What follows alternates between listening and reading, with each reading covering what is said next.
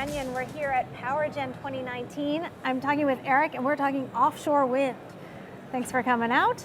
Thank you for having me. It's great for me to come to PowerGen. It's my first time, and it's really an excellent showcase of the energy industry. Yeah, indeed. So Erik's doing a session on the present realities and future challenges of offshore wind, or maybe I reversed that. But talk about offshore wind. What are the challenges right now of getting that steel in the water?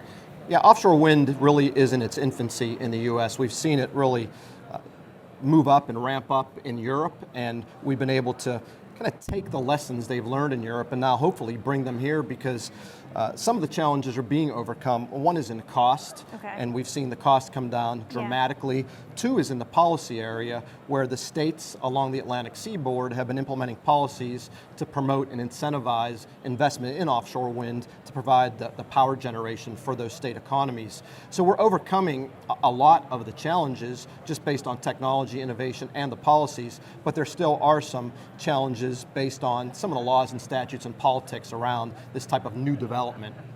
Right, anything new always has lots of new policies that need to get figured out. How big is the opportunity?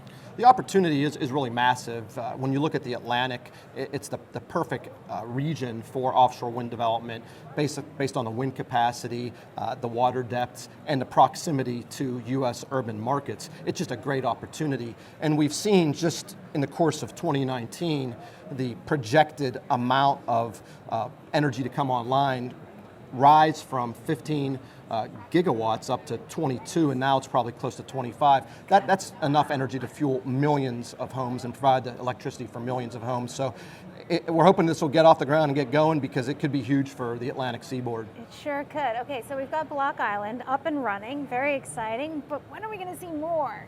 Yeah, we think we're going to see more relatively quickly. I was meeting with the Bureau of Ocean Energy Management just last week, introducing myself as the new head of the National Ocean Industries Association, and they're optimistic. It's great to see a federal regulator, a federal leaser, excited about something, and they are confident, and I think our industry is confident, as we're going to see some steel in the water off the coast of Virginia just coming up in 2020. And we have a lot of projects throughout the Atlantic seaboard that should be coming online relatively soon, driving this industry to new heights. So when are we going to see Vineyard Wind actually get going? That's a big project we're all waiting for. It is a big project, and that's a great question. It's an issue that's been in the news a lot. We're seeing a lot of attention from both sides on this issue, and it's really being held up in many respects by a federal law, the National Environmental Policy Act, which requires the government to do a full and thorough environmental analysis to consider all the environmental impacts before the final decision is made and you go forward with the project.